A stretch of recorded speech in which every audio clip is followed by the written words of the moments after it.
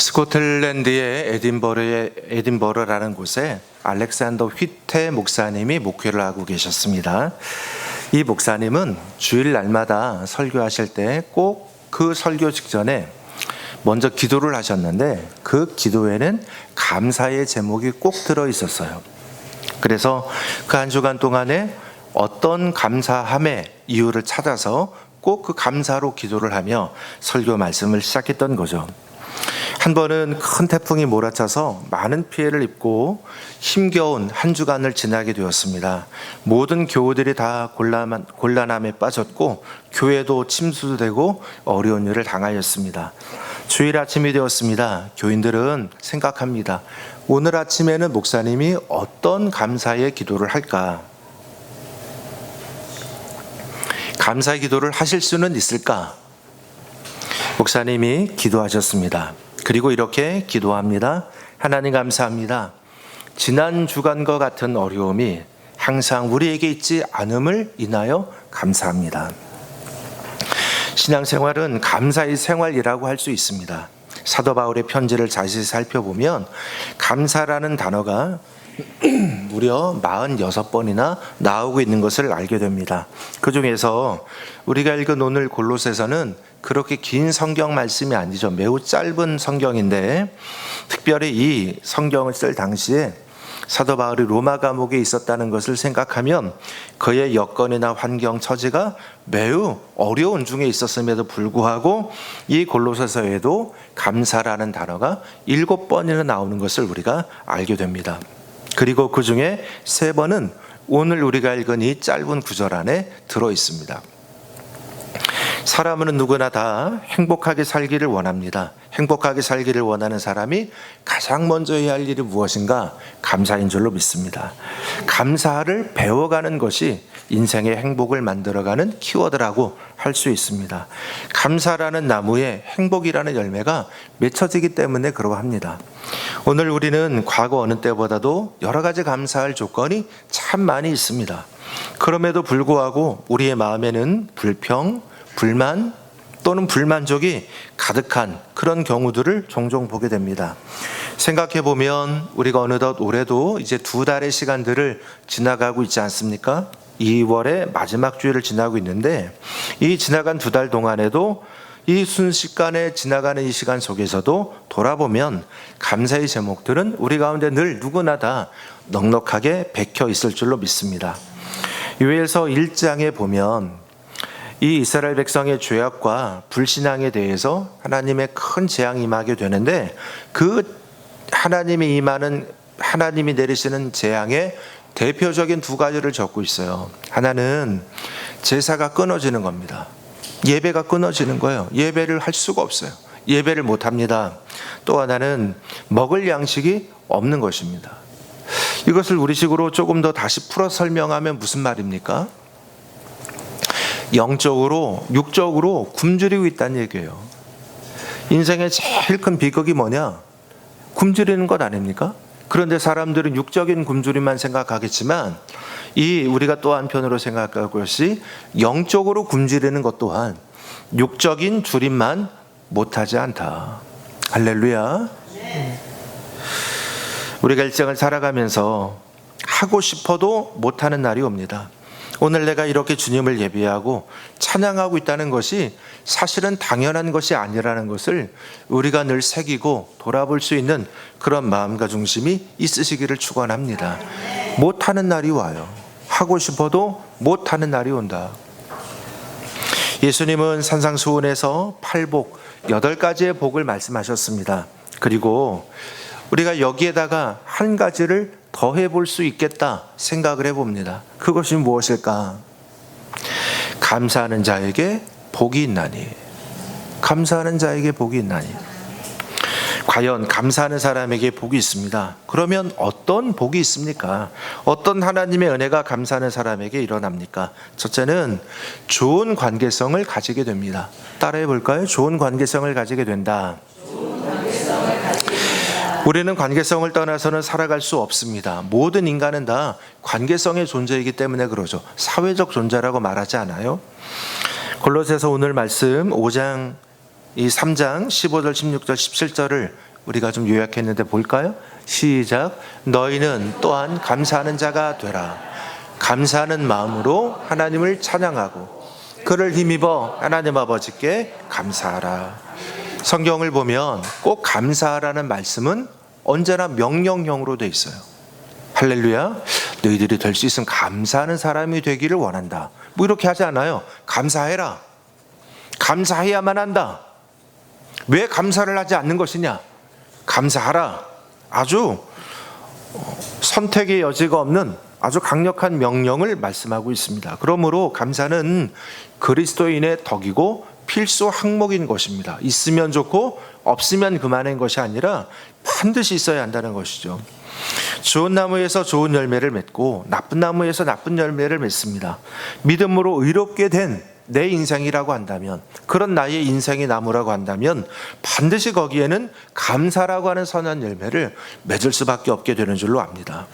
그래서 하나님 앞에 영광을 돌릴 줄도 알고 하나님의 이름을 찬양할 줄도 알고 은혜 베푸신 주님 앞에 감사할 줄도 아는 인재가 이 인생이 되는 것이죠.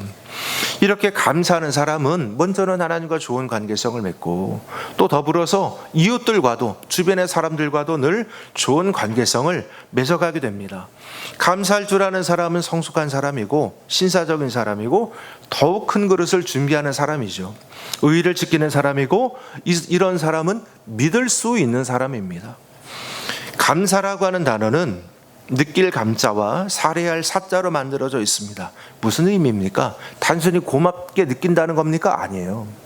고맙게 느끼고 그 고맙게 느낀 내 마음을 사례로 표현할 줄 안다는 거예요. 할렐루야. 사례로 드러낼 줄 안다는 거예요. 서양의 감사라는 말의 원은 라틴어 그라투스라는 말에서 나왔는데 이것 또한 남을 기쁘게 한다는 얘기예요. 우리가 감사할 줄 알면 다른 사람을 기쁘게 해요. 할렐루야. 우리가 감사할 줄 알면 다른 사람에게 우리에 대해서 이 사람 참 소중한 사람이네 라는 마음을 일으키게 해주는 겁니다. 내가 그렇게 하고자 하는 것이 아니에요. 내 마음이 감사해서 그렇게 하는 것이지만 그 감사를 받는 그 사람은 다시 한번 나에 대해서 이 사람이 그냥 의미 없는 사람이 아니구나 하고 깊은 마음을 가지게 하는 것이죠. 감사라고 하는 것은 그 사람을 기쁘게 하는 것이므로 감사할 줄 아는 사람은 항상 더 많은 것을 얻게 되게 되는 줄로 믿습니다. 여러분이 정말 전적으로 감사하고 진심으로 감사하는 인생이 되시기를 주님 이름으로 축복합니다. 왜? 성도는 그래야 축복을 받거든요. 그래야 하나님의 복을 넉넉하게 누려요. 조금 이따가도 말씀으로 계속해서 살피겠지만 우리가 진심으로 감사할 때까지는 하나님의 복이 우리 가운데 흘러가게 되는 겁니다. 관계성이라는 것은 언제나 상대적인 것입니다. 좋은 것이 가면 좋은 것이 오게 되어 있습니다. 더 좋은 관계성을 맺고 싶습니까? 관계성이 혹시 어려움이 있습니까? 감사가 그 관계성의 문을 열어주게 되는 것을 믿으시기를 바랍니다. 관계성이 뛰어난 사람들은 다른 사람들의 배려를 당연시하지 않습니다. 작은 친절에도 고마워하며 어떤 식으로든 그 감사의 소식을, 감사의 뜻을 표현할 줄을 알아요. 할렐루야. 제가 아주 인상 깊게 여기는 어느 성도님이 계세요. 이분은 우리가 어떤 만남을 하거나 또 같이 함께 시간을 가지거나 하잖아요. 그러고 나면 만나기 전에도 그렇지만 만나고 나서 꼭 저도 잘 못해요. 그만큼 꼭 이분은 그 헤어지고 나면 반드시 얼마 지나지 않아서 문자가 오든지 전화가 오든지 해요. 목사님, 오늘 이렇게 오랜만에 함께해서 너무 행복하고 너무 좋았어요. 목사님의 귀한 말씀 마음에 새깁니다. 감사합니다. 기회도 주셔서 감사하고 또 목사님 이렇게 매번 저희가 뵙지 못하지만 곧 또 뵙겠습니다. 그러니까 저의 마음에 그 내용을 볼 때 참 고맙잖아요. 저도 감사한데 그분이 저렇게 고마움을 해주니까 저한테만 그럴까요? 그분 아마도 그분이 만나는 모든 소중한 인연에서 그와 같이 하시겠죠. 어떤 인생이 되느냐, 어떤 인연이 일어나느냐, 이분 주변에는 항상 돕는 사람이 아주 벌떼처럼 있는 거예요. 벌떼처럼. 이 사람 주변에는 항상 그를 돕는 사람이 벌떼처럼 있어. 그래서 이 사람이 어떤 어려움 그런 것도 아니에요. 어떤 일이 있으면 그 일에 대해서 돕겠다고 달려드는 분들이 아주 숱하게 있는 거예요. 누구한테? 감사할 줄 아는 사람한테. 늘 감사하는 삶을 삶으로 하나님과의 관계에서도 다른 이웃과의 관계에서도 언제나 풍성함의 복을 누리며 살아가는 우리 성도들이 되어지시기를 주님 이름으로 축원합니다. 두 번째로 영육 간의 강건함을 얻게 됩니다. 감사하는 사람은 외면적인 인간관계의 풍성함과 더불어서 개인적 육신적인 면과 영혼의 면 모두에서 강건함을 누리게 되는 것이죠. 오늘 말씀에서 사도 바울은 거듭 감사하는 삶을 권면하고 있는데, 동시에 우리는 이 사도 바울이 지금 감옥에 갇혀 있는 처지라는 것을 기억해야 합니다. 그때의 감옥은 햇빛도 들지 않고 온 벽과 공간이 습기와 물기로 축축한 지하 감옥이었습니다. 지금도 지하실 가면 별로 우리가 답답하잖아요. 그런데 이 당시에 지하 감옥이에요. 얼마나 어려운 곳입니까? 그런데 그곳에서 그는 감사하고 찬송하고 있습니다. 그의 객관적인 현실과 상황은 매우 어렵고 고통스러웠지만은 그는 감사하기 행복하고 찬송하기에 에너지가 넘치고 있습니다. 영혼의 충만함이 있습니다. 사람이 얼마나 행복한가는 그의 감사함의 깊이에 달려있다는 존 밀러의 말은 언제나 진리입니다. 캘리포니아 주립대학 심리학과 교수인 로버트 에몬스 박사가 사람들에게 매일 고마운 일 5가지를 쓰게 했어요. 그리고 그렇지 않은 사람들과 비교를 해보았습니다. 예상대로 감사의 고백을 5가지 쓴 사람은 그렇지 않은 사람들에 비해서 건강 상태가 현저하게 좋았다.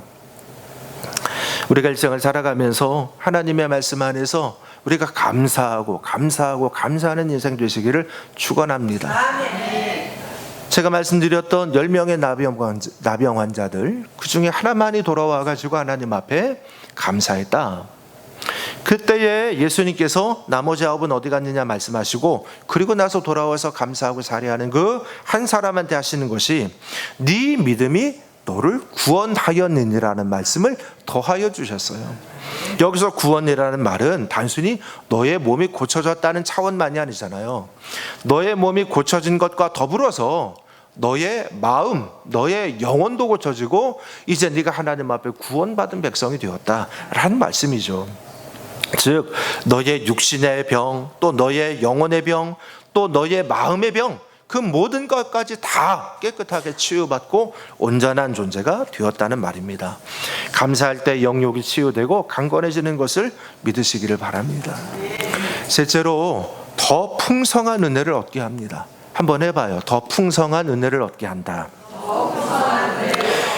감사하는 생활은 더욱 큰 축복의 그릇을 준비하게 합니다. 요한복음 6장에 보면 예수님과 제자들 그리고 말씀을 듣기 위해 따라 나온 수많은 사람들이 광야로 예수님 따라 나갔습니다. 광야입니다. 먹을 것이 없습니다. 배가 주립니다. 배가 고파요. 그런데 음식을 살 돈도 없지만 음식을 살 곳도 없어요. 광야니까. 그때 한 어린 소년이 자기의 도시락을 예수님께 드렸습니다. 예수님께서는 그 소년의 도시락을 받아들고서 그것을 축사하셨습니다. 감사기도 하셨다는 얘기예요. 축복기도이기도 하고 감사기도이기도 해요. 그렇게 하나님 앞에 감사를 하시고 나니까 놀랍게도 그 한 사람이 가지고 왔던, 소년이 들고 있던 떡 5개, 물고기 2마리가 사람들한테 나눠주어도 떨어지지가 않는 무한대의 생성이 일어나는 거예요. 그래서 마침내 5,000명이 다 배불리 먹고 12광주리가 남았다. 떡 5개, 물고기 2마리 가지고. 기적이죠. 우리가 잘 아는 오병이어의 기적입니다. 참 놀라운 기적이고 우리 모두가 소망하고 꿈꿉니다. 여러분, 이 놀라운 기적의 역사는 어디에서 시작이 되었습니까? 한 어느 소년이 자기가 가져온 이 도시락 하나를 내가 먹으려고 갖고 왔어요. 그런데 다 배가 고프니까 자기가 예수님 앞에 예수님 드려야겠다. 이거 예수님 드시도록 드려야겠다. 예수님 앞에 자기가 감사함으로 예수님께 이걸 올려드렸어요. 그것을 받아든 예수님께서 그 도시락을 들고 하나님 앞에 다시 한번 감사 기도를 하고 다시 한번 그것에 대해서 축복 기도를 하셨더니 이 예수님에 들려진 이 한 소년의 도시락 하나가 예수님의 축복 기도와 감사 기도를 거치니까 5,000명이 넘고도 넉넉하게 남는 역사가 일어나게 되어지게 된 줄로 믿습니다. 5,000명의 풍성함, 그들을 채우고도 남는 그 넉넉함, 그것이 어디에서 나왔는가? 감사에서 나왔고 감사의 연속에서 이것이 확장되게 된 겁니다. 할렐루야. 내가 지금 드리는 이 감사 하나는 이걸로 끝나는 것이 아니에요. 내가 지금 드리는 이 감사 하나가 있으면 이것은 잠시 후에 감사의 10개의 감사, 100개의 감사가 되고 5,000개의 감사, 10,000개의 감사로 이어지는 연쇄작용이 만들어지게 된다는 말이죠. 오늘 때때로 굶주리고 어려운 시련과 고통이 나에게 있다 할지라도 그 중에서도 무조건 감사하는 우리 성도들이 되어지기를 기원합니다. 인간의 힘으로 해결할 수 없는 일을 만났습니까? 그때에도 감사해 봅시다. 하나님께 나의 이 기도 제목을 올려드리면서 주님, 내 손으로 어떻게 할 수 없어요. 그러나 우리 주님께서 오병이어도 만들어 주셨는데 주님께서 이 모든 것들을 대신해서 감당해 주십시오. 감사함으로 주님 앞에 맡겨보시기를 주의 이름으로 축복합니다. 우리가 이 세상을 살아가는 동안에 언제나 보고 경험하는 것은 감사는 혼자 다니지 않습니다. 감사는 언제나 또 다른 감사 친구들과 함께 동행해요. 그래서 내가 이 한 가지를 감사하게 될 때에 그 감사하는 내가 이 한 가지를 감사할 때 연이어지는 또 다른 감사의 친구들을 줄줄줄줄줄 꿰어가지고 내게로 찾아오게 되는 것을 믿으시기를 바랍니다. 얼마 전에 신방하는데 그런 말씀을 하세요. 퍼주고 망한 장사가 없습니다. 열심히 퍼줍니다. 망할 것 같죠? 망하지가 않는다는 거예요. 상대방이 원하는 것을 줄 때 상대방은 당신이 원하는 것을 준다. 로저 도슨디라는 사람이 이야기입니다. 지금 당장 오늘 우리가 만나는 이 모든 사람들에게 감사합니다 라고 한번 말해 보시길 바랍니다. 여러분 옆에 분 한번 보세요. 한번 얘기해 볼까요? 감사합니다.